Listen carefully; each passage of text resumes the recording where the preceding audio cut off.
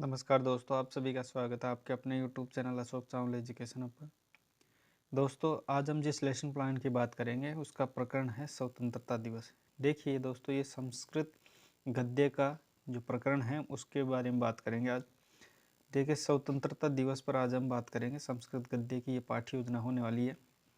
ठीक है, पहले हम विद्यालय, कक्षा, कालांश, विषय, दिनांक, दिवसीय अवधि, ठीक है, ये सभी इन्फॉर्मेशन इसमें ऐड करते हैं। जब लेसन प्लान बनाते हैं तो सबसे पहले यही चीज़ें हम लिखनी होती हैं।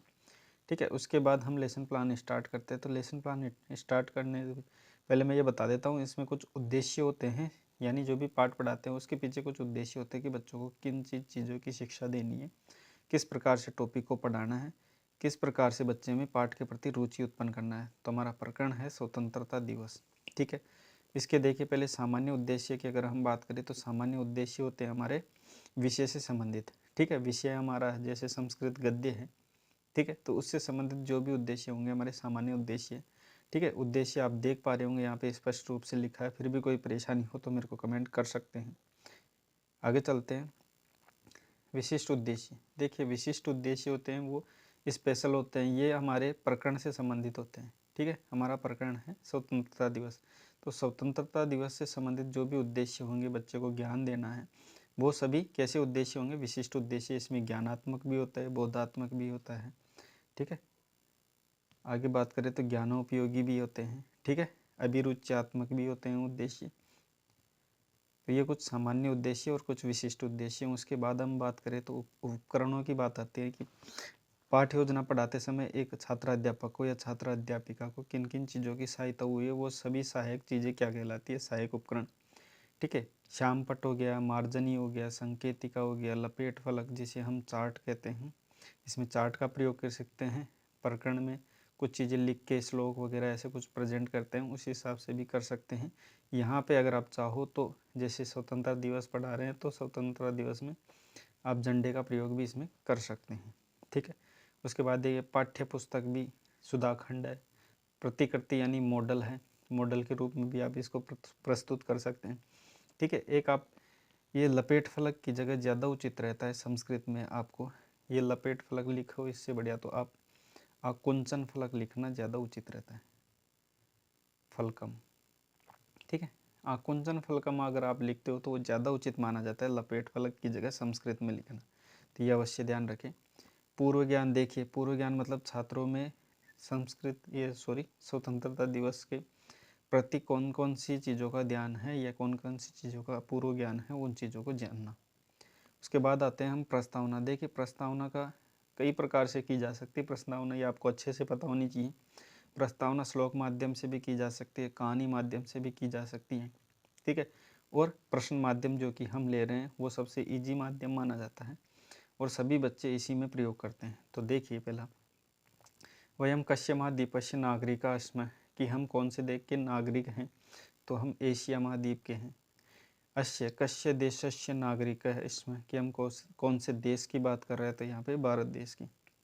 अस्माकम देश से स्वतंत्र कदा अभवत, कि हमारा देश है जो स्वतंत्र कब हुआ था? तो 1947 ईस्वी अगस्त मासस्य पंचदश दिनांके। ठीक है, 15 अगस्त 1947 को ये फुल डेट है।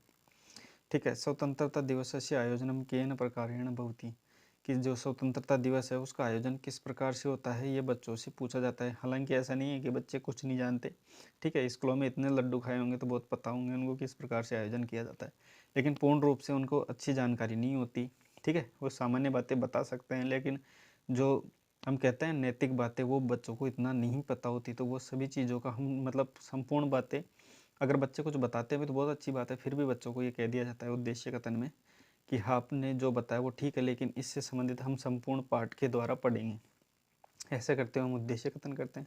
हमारा जैसा ही उद्देश्य कथन होता है तो हम अपनी व्याख्या स्टार्ट कर देते हैं, यानी हमारा प्रस्तुतिकरण पे आ जाते हैं। प्रस्तुतिकरण में सबसे पहले होता है आदर्श वाचन, जो कि एक छात्र अध्यापक या छात्र अध्यापिका द्वारा किया जाता है।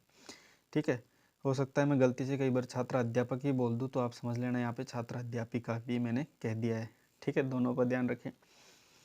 ठीक है, उसके बाद देखिए यहाँ पे छात्र अध्यापक में इसमें जो भी आपकी विषय वस्तु है, सबसे पहले तो छात्र अध्यापक आदर्श रूप में सभी को प्रेजेंट करेगा। ठीक है, ये सभी विषय वस्तु आप देख सकते हैं। बाकी PDF की लिंक है मैं डिस्क्रिप्शन में डाल दूंगा, तो आप वहाँ से आसानी से डाउनलोड करके इसको बना सकते हैं। ठीक है, और ये भी ध्यान रखिए कि आप वो जब बनाए लेसन प्लान उससे पहले जो मैं यहाँ पे बताता हूँ उसको पहले डिटेल से समझा करो। हालांकि कुछ छोटी मोटी कुछ बातें रह जाती है ना, तो उसको मैं यहीं पे कंफर्म करता हूँ, क्योंकि PDF में आप डायरेक्ट निकाल लेते हो। ठीक है, PDF पे डायरेक्ट पहुँच जाते हो, वहाँ से बना लेते हो, फिर बाद में कहते हो सर इसमें ये कुछ मिस्टेक है, ये रहेगा। ठीक है, कई भी मानवीय भूल है, हो जाती है कई बार, तो उस चीज़ों को मैं यहाँ पे सुधार कर लेता हूँ जब मैं यहाँ पे देखता हूँ इसको पढ़ाते समय। तो इसलिए यहाँ पे एक बार अच्छे से देख लिया कर, अगर कुछ कमी हो तो मैं यहाँ बता देता हूँ, उसके बाद वहाँ पे ऐड कर लिया करो। ठीक है, उसके बाद देखिए अनुकरण वाचन होता है। अनुकरण वाचन छात्र अध्यापक जब पढ़ाता है आदर्श वाचन के रूप में, उसके बाद कुछ बच्चों को खड़ा करके और उससे उन बच्चों से अनुकरण वाचन यानी उसको वापस पढ़वाता है, अनुकरण करवाता है। ठीक है, उसके बाद देखिए अशुद्धि संशोधन। अब जब बच्चा अनुकरण करेगा तो कुछ चीज़ों में अशुद्धि करेगा। ठीक है, तो उसका अशुद्धि का संशोधन छात्र अध्यापक कक्षा में ब्लैक बोर्ड के माध्यम से उन अक्षर या फिर उन गलतियों को जो कि शब्द हैं उनको लिख लेता है। ठीक है, और काठिन्य निवारण, काठिन्य निवारण के माध्यम से उनका कठिनता में जो भी बच्चों में बोलने में कठिनाई है उनको निवारण करता है। ठीक है, अब जैसे कुछ शब्द इसमें मैंने लिए हैं, उन शब्दों को आप देख सकते हैं। ठीक है, पहले इस पाठ के संबंधित और आपको शब्द वही लेने हैं जो पाठ में पढ़ाए गए हैं। तो साहस, ध्वजारोहणम, परिधाय, मिष्ठान्नम, हर्षपूर्वकम। तो ये शब्द है, इनकी थोड़ी विधि प्रयोग में करेंगे। जैसे वीरता, ये विश्लेषण विधि है, वीरता युक्त। ध्वज आरोहणम, परिधान, मिष्ट अन्नम, हर्षेण पूर्वकम।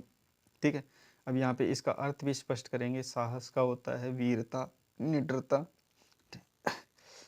ध्वजारोहण का होता है ध्वजस्य आरोहणम। विदाय का होता है धारण कृत्वा। मिष्ठानम होता है मिठाई। हर्षपूर्वकम यानी प्रसन्नता पूर्वक।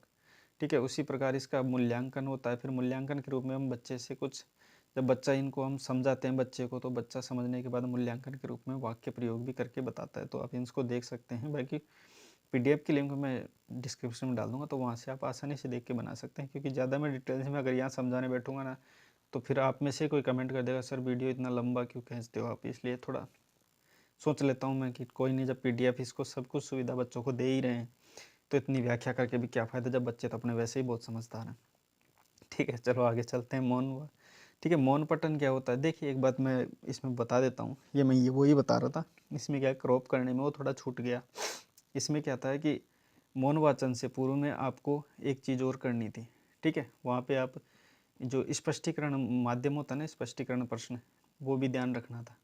ठीक है, विचार विश्लेषण स्पष्टीकरण प्रश्न होता है एक बिंदु, जिसमें आपको एक या दो प्रश्न लेने होते हैं। उन प्रश्नों के जब बच्चों से आप पूछोगे तो उन बच्चे जो जवाब देंगे उससे आप थोड़ा बढ़ा चढ़ा कर थोड़ा और जवाब देने की प्रयास करेंगे, जैसे स्पष्टीकरण कह देते हैं।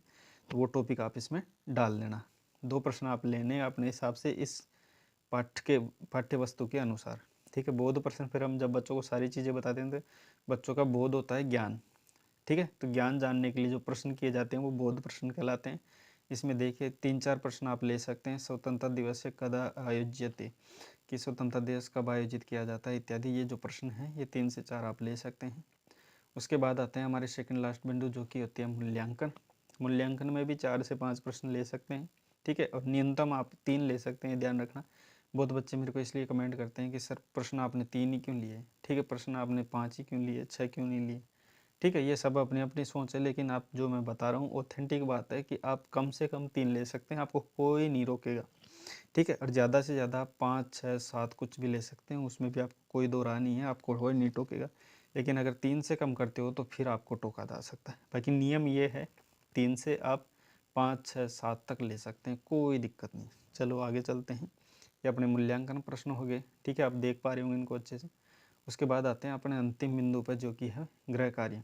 ठीक है, गृह कार्य में हम ऐसी चीज़ बच्चों को करने के लिए देते हैं, ठीक है, ताकि बच्चा जब विद्यालय से जाता है तो उसका जो फ्री टाइम होता है उसका सदुपयोग भी होना चाहिए, और उस जो पाठ पढ़ाया गया है उस पाठ के प्रति उसका संपूर्ण ध्यान भी वहीं पे होना चाहिए। नहीं, सब संपूर्ण पाठ को उसका माइंड में रहना चाहिए, ऐसी चीज़ें देनी चाहिए।